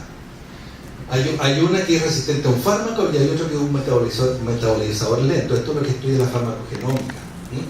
O sea, bueno, esto es lo que explica, por ejemplo, enormes muertes masivas cuando llegaron los europeos a América. Entonces resulta que ya tenían una serie de resistencias a enfermedades que se habían a través de miles de años desarrollado, se habían muerto ya muchos años. En cambio, los que venían por el otro lado, digamos los amerindios, se morían masivamente de tuberculosis y de otras enfermedades. Ahora, aquí viene un tema de la relación medio ambiente, género. Cerca del 99,9% de la secuencia del ADN la compartimos. Somos todos, además eso es interesante, somos todos descendientes de un grupo muy chico que he leído que no eran más de 1.000 personas o 1.500 personas que atravesaron el Golfo de Adén y se dispersaron por todo el mundo entero. Entonces es impresionante. Ahora, uno dice, pero ¿qué me parece de este tipo que es un negro y este que es un blanco y este que es un excelente? Sin embargo, nos parecemos en un 99,9%. Las diferencias son mucho menores. Por eso existe, por ejemplo, una cierta medicina que es relativamente universal, aun cuando los polimorfismos nos muestran de que hay poblaciones que son diferentes. Y eso es importante porque toda la medicina se hace en el hemisferio norte y los medicamentos se estudian allá y las terapias se estudian allá, y etcétera, etcétera. Y nosotros no hemos desarrollado y no hemos investigado si esas terapias, psicoterapias o farmacoterapias, son y cómo son aplicables a nuestra población cultural y genética de acá. Ya. Bueno, yo voy a ir más rápido porque si no voy a alcanzar a... El tema es si existe polimorfismo que se asocia a su utilidad adherirse. Hay un estudio del año 2003 de un señor Absalom Caspi que mostró un asunto muy interesante, que mostró que en relación con el alelo del polimorfismo del gen receptor de la serotonina, que tiene que ver con la depresión, la serotonina sabemos, encontró que había un fenómeno de interacción gen-medio ambiente en relación al maltrato infantil, el maltrato temprano. Cada vez más nos damos cuenta que el maltrato temprano es muy importante como predictor de enfermedad del adulto, y la existencia de algunos alelos. Entonces, en relación a este gen particular del receptor de la serotonina, existe un alelo corto y un alelo largo. Entonces pueden haber tres posibilidades: dos cortos, un corto y uno largo, o dos largos. Y descubrió que en existencia de maltrato temprano, hacían los que tenían dos alelos cortos, la probabilidad de hacer depresión en la adultez era muy alta. No así en el caso de los que tenían dos alelos largos. Y los que tenían una mezcla de los dos, la probabilidad estaba en medio. Entonces se habló de una suerte de resiliencia biológica. Estaban protegidos, ¿no? Bueno, y eso es lo que fundamenta lo que se ha llamado el modelo de anti-estrés o el fenotipo vulnerable, que asume que la predisposición es una condición necesaria pero no suficiente para el desarrollo de un trastorno. Es lo que hemos trabajado toda la vida. Ahí fuimos criados en este modelo, ¿no? Pero este modelo tiene límites. El foco está en el estrés ambiental, en el riesgo, y excluye con ello los aspectos positivos del ambiente que pueden también interactuar con un factor ecológico. Yo vi que había alguien iba a dar, no sé, un panel, una conferencia sobre la influencia de la psicología positiva. Bueno, esto tiene que ver con eso, porque si nosotros pensamos que los malos ambientes influyen, ¿por qué no pensar que también los buenos ambientes de alguna manera protegen? Y eso entonces nos habla de un segundo modelo que es muy reciente, en realidad es de los últimos 6-7 años, que es el modelo de sensibilidad diferencial al ambiente, que plantea que los genes que se consideraron como genes de riesgo, en los cuales está pero en este momento se han descubierto algo así como 25 genes que tienen que ver con todo el sistema opioide, con el sistema de serotonina, de la oxitocina y una serie de otros también, los que regulan el estrés, más bien hablan de lo que se llama una sensibilidad diferenciada ante el ambiente. O sea, que una persona sea portadora de estos polimorfismos puede hacerlo más susceptible a enfermarse en condiciones de un medio ambiente adverso, pero también puede hacerlo más susceptible de estar muy protegido si tuvo un medio ambiente favorable, positivo. ¿Te fijas? Y estos son los que se llaman los genes prosociales. Entonces, la sensibilidad diferencial al ambiente se definiría como la presencia o ausencia de centros de ley específico confiere mayor o menor sensibilidad al ambiente, y salud y enfermedad dependen de la interacción entre factores. Y los genes nos garantizan mayor o menor sensibilidad al ambiente, sea positiva o negativa. Este es el modelo de diátesis de estrés. Si ustedes se fijan, abajo está experiencia o medio ambiente, negativa y positiva, y arriba está el resultado negativo o positivo. Entonces ustedes ven acá el modelo de diátesis de estrés nos explica lo que pasa hacia arriba. O sea, esto es lo que se llama la resiliencia. La medicina nunca se preocupó, como siempre nos explicamos de la patología y de la adversidad, nunca se preocupó de la parte positiva, digamos. Por ejemplo, en salud mental esto ha sido muy importante. El modelo canadiense de salud mental, no sé si ustedes lo conocen, habla, digamos, por un lado de severidad de la patología y por otro lado de calidad de vida o bienestar subjetivo, que son conceptos parecidos. Y plantea que hay que separar esas dos cosas. O sea, existen personas que pueden estar muy enfermas y sin embargo pueden tener una muy buena calidad de vida. Entonces todas las políticas, por lo menos el modelo canadiense se lo indica, conduce, y ahí volvemos a rescatar esto que les decía de lo que dice la OMS. Significa que hay que promover también modos de vida saludables, en fin, una serie de cosas, y no pensar solamente en el impacto de los ambientes negativos. Entonces el modelo de sensibilidad diferencial ante el ambiente plantea que un ambiente positivo también tendrá una alta susceptibilidad al ambiente. Sin embargo, es con un reforzamiento del desarrollo, con un crecimiento. ¿Te fijas? Entonces puede ser para bien o para mal. O sea, hay personas, y probablemente es así, ahí uno entiende que hay personas creativas que tienen una vida muy productiva y son extraordinariamente sensibles. ¿Entiendes? Y ahí uno entiende también como una depresión tratada psicoterapéuticamente puede ser un enorme salto hacia adelante del desarrollo.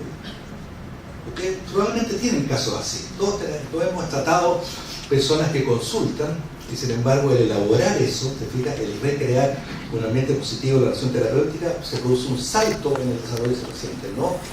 Te fijas, entonces ahí hay otra manera de pensar. Bueno, esto es lo mismo. Y aquí hay un estudio, te fijas, del año 2006, en que muestra el mismo estudio de Caspi, pero con ambiente positivo. Te fijas, no solamente un ambiente adverso temprano, sino un ambiente positivo. Entonces aquí tenemos, te fijas, esta es la cosa de Caspi. ¿Te fijas? O sea, los alelos cortos hacían más en presencia de un ambiente negativo. Temprano hacían alta sintomatología, y los alelos cortos largos y los alelos largos, te fijas, prácticamente no hacían. Pero con un medio ambiente nutritivo, familiar temprano, los cortos casi no hacen depresión. y los alelos largos incluso hacen menos depresión que lo que predice el modelo clásico. Por lo tanto, hay otros factores que están involucrados, que no saben qué es lo que son, pero de todas maneras hay factores ambientales que pueden también modificar y probablemente no están solamente involucrados los alelos en esto, los polimorfismos son alguna otra cosa. Bueno, entonces podemos pensar, volviendo atrás, en que los polimorfismos prosociales se seleccionaron como resultado de cambios adaptativos que posibilitaron la sobrevivencia de la especie, y son los que hacen la especie humana una especie profundamente social. Pero el problema es que el medio ambiente ha cambiado. El medio ambiente ha cambiado, se fijan ustedes, eso lo dice inmediatamente, y se produce un cambio desde una cultura, y esto no viene solamente, se ha acentuado enormemente.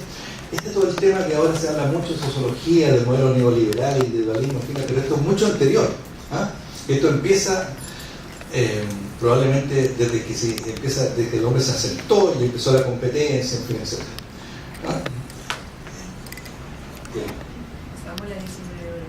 Ya, estamos a las 19 horas. Bueno, mira, entonces, muy rápido, hay cambios culturales que se asocian con el aumento de la depresión. Hay enfermedades de la modernidad.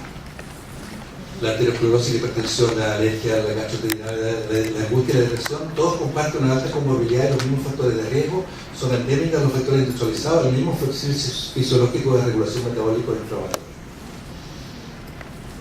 Este modelo de sensibilidad social nos permitiría, te explica, ver cuáles son los pacientes que responden más al tratamiento, que incluyen la interacción social de aprendizaje como la psicoterapia. Ya. Ahora, nosotros estamos estudiando, en primer lugar, miren qué interesante, esto es un estudio de Joan Chao que mostró que las culturas colectivistas, las que están en rojo, presentan más alelos, S, se refiere a la serotonina, pero presentan menos ansiedad, amarillo, y presentan menos depresión, amarillo. Esto es contradictorio con lo que dije anteriormente, pero aquí sucede, el modelo diferenciado nos permite entender, o sea, para crear una cultura colectivista se desarrollaron estos genes prosociales, y a su vez la cultura colectivista protege a esas personas portadoras de hacer angustia y depresión. Esa es la idea. Ahí vemos una interacción. Ya, nosotros, esto lo que les decía, es un estudio reciente que nació en Nature, de ahí hay una persona que trabaja conmigo, que salió en eso, que muestra de que somos absolutamente, los chilenos somos absolutamente mestizos. Esto es la ancestría, el estudio genético de ancestría, esta es nuestra genética aymara y mapuche, esta es la genética europea y esta de arriba es la africana. No solo ustedes tienen africana, nosotros también. Ahora, nosotros tenemos que estudiar, estamos estudiando, bueno, entonces la idea en este proyecto es estudiar esta situación en Chile. En una muestra de 800 estudiantes del norte y del sur, queremos estudiar estos polimorfismos, queremos estudiar una serie de otras variables intermedias, pero en fin, queremos meternos en este mapa, ¿no? La hipótesis entonces que existe asociación entre los polimorfismos genéticos relacionados con la sensibilidad, el ambiente social y la sintomatología depresiva o el bienestar subjetivo, lo cual depende del nivel de colectivismo o individualismo del grupo en estudio. Y finalmente el tema de la epigenética, que aquí aparece también, que hay otra manera de modificar, que es la epigenética, que la alteración en la expresión genética producida por el aprendizaje cambia patrones culturales a través de modificar la expresión de los genes. Así como sabemos que, por ejemplo, este es un estudio del año 2003 que muestra que los pacientes responden diferencialmente a psicoterapia antidepresivos según si han tenido o no han tenido un trauma temprano. De la misma manera, nuestra idea es estudiar con trauma temprano y con estudios genéticos, ver si podemos diferenciar grupos que puedan ser más respondentes a la... ¿te fijas? Entonces aquí hay dos tesis doctorales. Una se llama polimorfismo al gen del receptor de oxitocina como predictor de respuesta a la psicoterapia en pacientes depresivos, que trata de investigar esto, ¿te fijas? Que sería, arriba sería la hipótesis principal, el polimorfismo de citocina predice la intensidad de los síntomas y la respuesta a psicoterapia del paciente depresivo. Recién está saliendo el resultado y parece bien interesante. Y otra que hace lo mismo con el polimorfismo del transportador de serotonina, también como respuesta a la psicoterapia. Entonces, esto del tema de la epigenética, eso es de la genética, o sea, polimorfismo que ahora la epigenética es otro estudio que significa de que habla de que hay ciertos mecanismos que en la presencia de ciertos factores ambientales se bloquea la expresión de ciertos genes a través de la metilación de una serie de mecanismos bioquímicos. Bueno, y aquí está los estudios de Michael Meany, que mostró eso en el asunto de las ratitas diferentes, en fin, etcétera, que mostró claramente que existían mecanismos epigenéticos digamos a que se podría considerar la psicoterapia como una droga epigenética, ¿no? O sea, que podría cambiar, revertir la metilación. Entonces, aquí tenemos otra propuesta de investigación que fue presentada recientemente. Estamos haciendo un análisis multinivel del electrocatogeno de los trastornos y los rasgos, digamos, que son limítrofes. Estamos estudiando los factores genéticos, los factores epigenéticos y ambientales, y en relación con el procesamiento de estrés emocional, que sería psicofisiología, y la respuesta a psicoterapia. La hipótesis 1 sería que la interacción entre gen y eventos tempranos estresantes altera la cognición social y la reactividad del estrés, reforzando el rasgo emocional limítrofe, y que la psicoterapia mejora la cognición social y la reactividad del estrés a través de cambios epigenéticos, atenuando los rasgos emocionales limítrofes.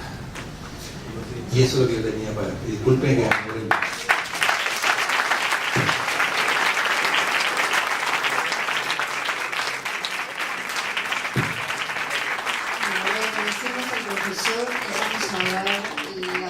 De 2 preguntas, porque estamos medio pasados de hora. Solo 2.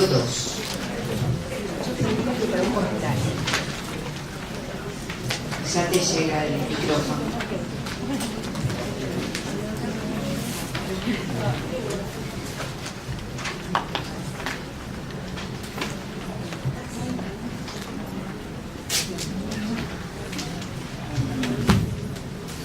Dije que era más para un comentario. Muchas gracias, doctor, por todos sus aportes.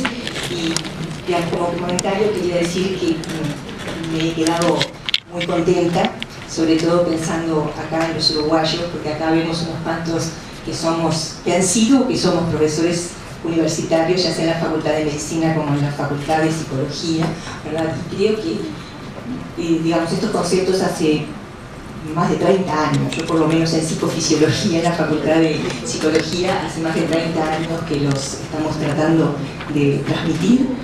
En la Facultad de Medicina, los profesores que están acá presentes, ¿verdad?, también sé que lo han tratado de transmitir, entonces estamos tratando de transmitir desde todas las perspectivas, ¿verdad?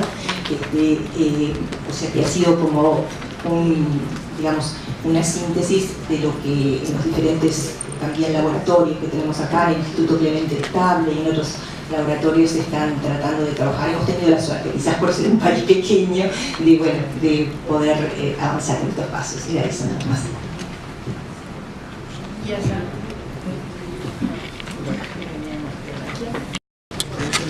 Hola, le agradezco también la exposición. Yo soy psicoterapeuta. Me alegra saber por esos experimentos de sincronización que los terapeutas tenemos actividad cerebral también durante la psicoterapia. Levanta la autoestima. Y quería pedirle si podía ampliar un poco más el concepto de causalidad bidireccional, bottom-up y top-down.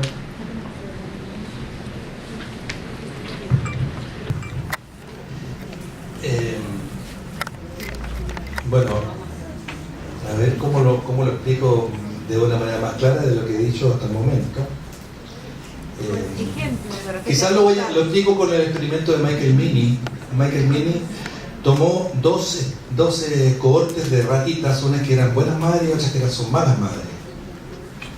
Las ratitas malas madres son ratitas que no dejan que sus crías tengan acceso a los pezones y que no las acicalan ni las asean, digamos, durante, no sé, digamos.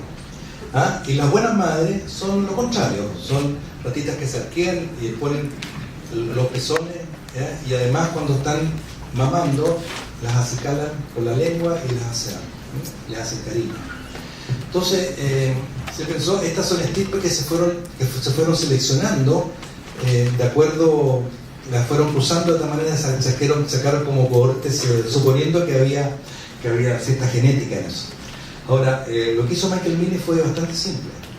Dijo, ¿qué es lo que pasaría si yo apenas nazca una ratita de mala madre, la meto en la camada de la buena madre y al revés?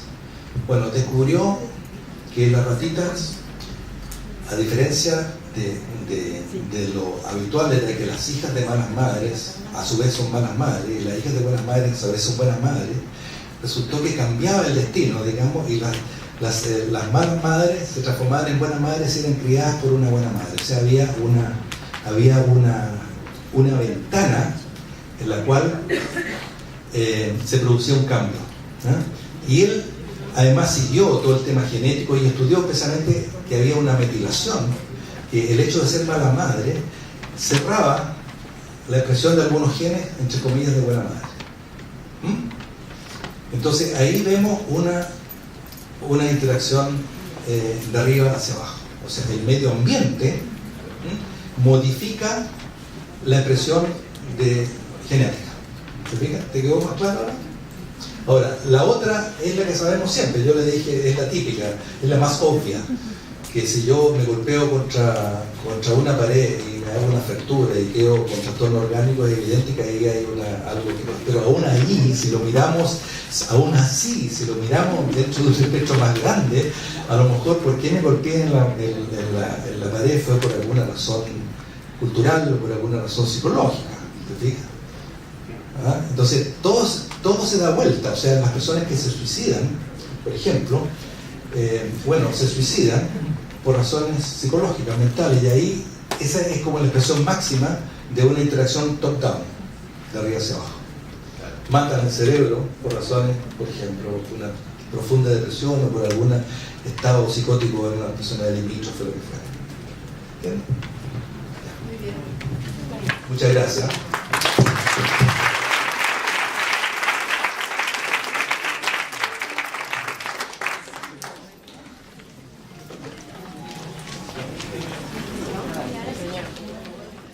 Declarado de interés nacional, que fue auspiciado por los ministerios de salud y de educación, que también varias instituciones vinculadas a la educación y a la salud también brindaron el auspicio, así como la Federación Latinoamericana de Psicoterapia y el Consejo Mundial de Psicoterapia.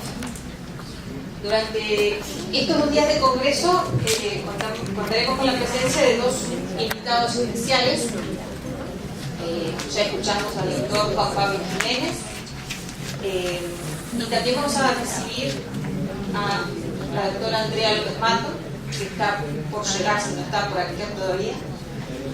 Pero bueno, le damos la bienvenida oficial a ambos invitados y queremos agradecerle mucho su presencia. Seguramente vamos a tener varias oportunidades de poder intercambiar y enriquecernos con esos aportes. Vamos a dar la bienvenida. Primero vamos a escuchar a Eliseo y luego será el Eliseo va a ser quien hará las palabras de apertura al Congreso.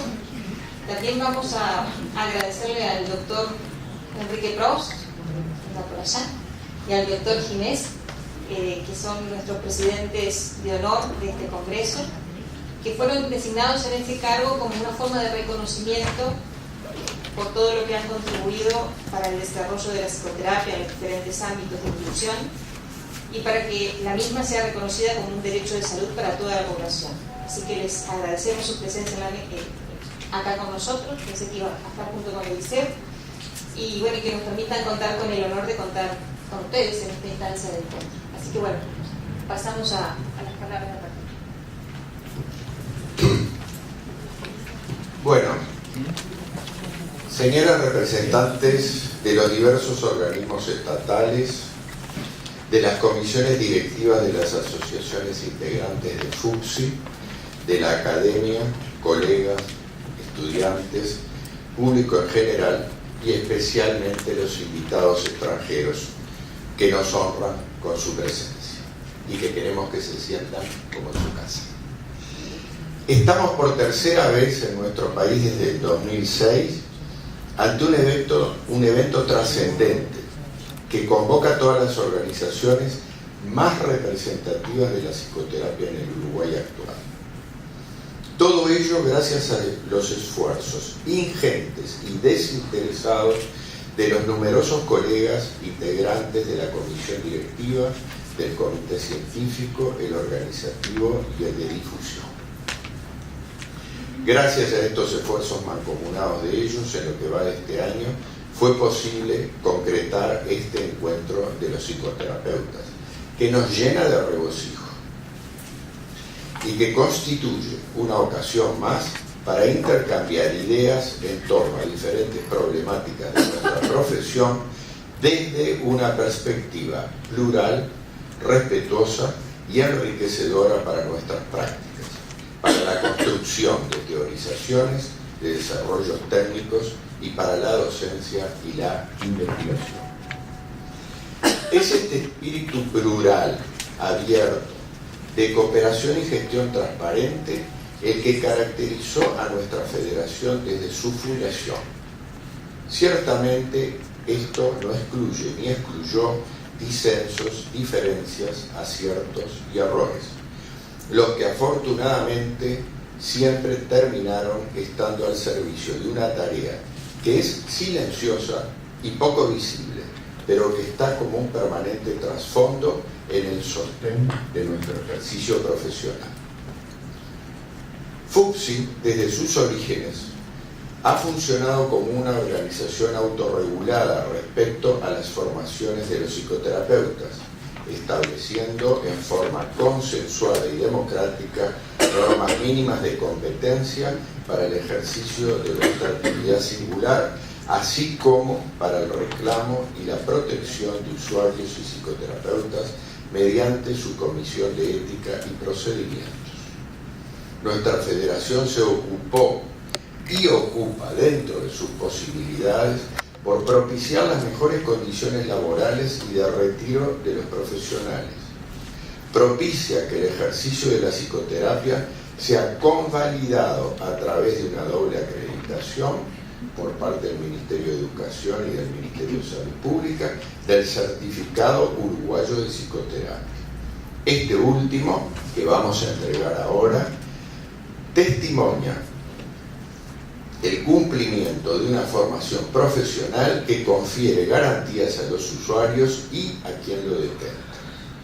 No podemos pasar por alto tampoco destacar el posicionamiento de FUPSI en el concierto de instituciones similares de Latinoamérica y en el mundo, destacándose por su representatividad con respecto a las diversas corrientes y modelos que la integran, por su transparencia y gestión democrática, así como su permanente cuidado por promover la formación continuada de sus asociados. Esta fortaleza tiene su contrapartida en la debilidad de que aún es una profesión de hecho, pero no de derecho. Hay un larguísimo camino que diferentes colegas trabajando honorariamente para FUPSI han venido transitando para mejorar diferentes aspectos de esta nuestra profesión. Es algo así como una carrera de postas, así la visualizamos, donde la antorcha del trabajo y el esfuerzo va siendo entregada a nuevas personas y generaciones que se integran en este derrotero que apela al entusiasmo, la vocación y el desinterés. Sin esto, sin el apoyo del ejemplo de quienes en el pasado iniciaron esta marcha y que nos inspiran con su ejemplo para haber llegado al punto de camino donde hoy nos encontramos, no seríamos quienes somos. Psicoterapia, profesión singular que conjuga aportes de diversas disciplinas en un cruce de caminos que no excluye, por cierto, la dimensión de lo inefable, como diría mi extinto amigo Filidoro. Única, sobre todo, porque la herramienta que pone a su servicio es nuestra más cara humanidad, la que debemos trabajar continuamente y cuidar de ella para que sea eficaz en un proceso de conocimiento de quien viene a trabajar junto con nosotros.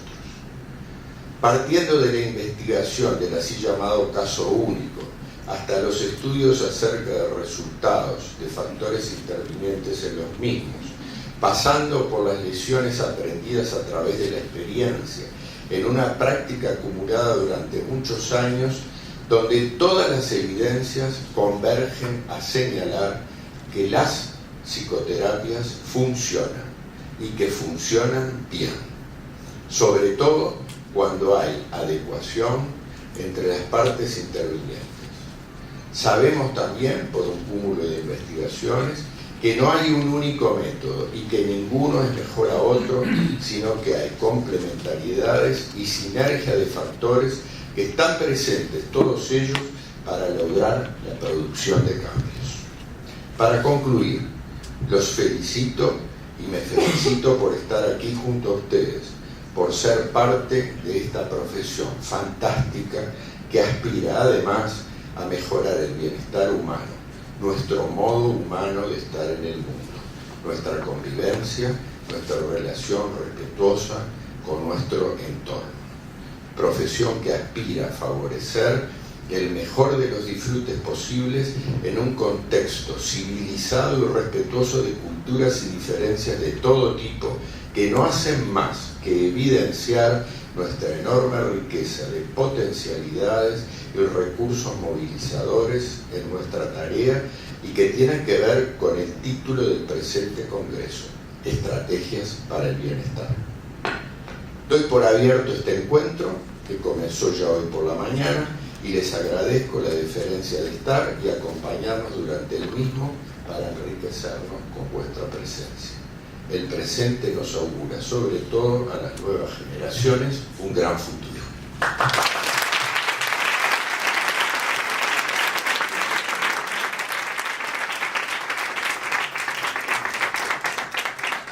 Gracias, Eliseo. Pasaremos ahora a la ceremonia de entrega del Certificado Uruguayo de Psicoterapia en su 11ª edición a todos aquellos postulantes que cumplieron los requisitos establecidos en las normas de formación exigidas por esta federación. Harán entrega del certificado en representación de la comisión directiva, la licenciada Isabel Valverde, y como representante de la comisión de acreditación, la licenciada Giovanna Garelo, a quien en su personal agradecemos a todos los integrantes de esa comisión, Nancy López y Patricia Fernández, por esa tarea de evaluación. Vamos a ir nombrando a cada uno, se va acercando para recibir el certificado y como nos gusta tener registro de todo, se quedan para la foto y luego se quedan para la foto grupal. Así que vamos llamando de uno. Bien, vamos a entregar ahora el certificado uruguayo de psicoterapia. Adriana Posadas.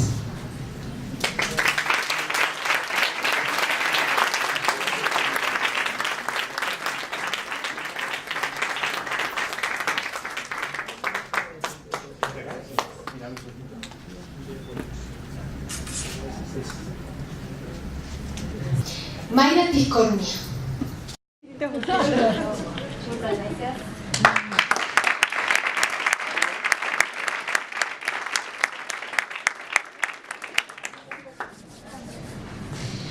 Ignacio Rodríguez.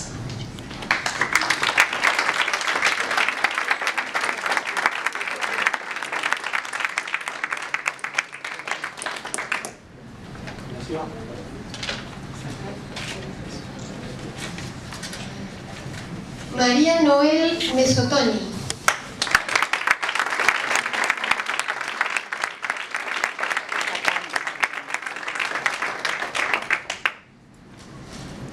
Andrea Acosta.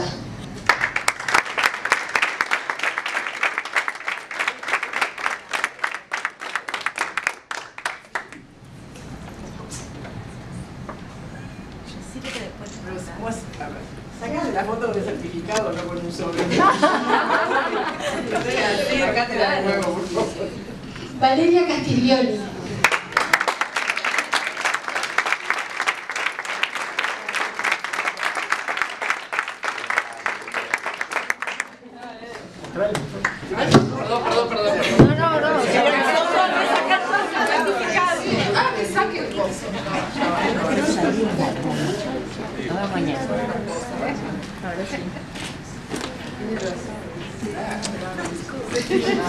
Edelweiss Suberví.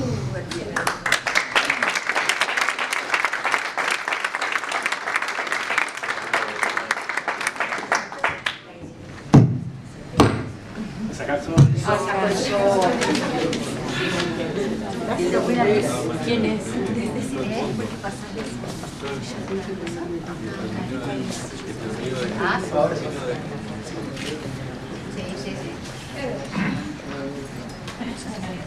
Adriana Mendieta.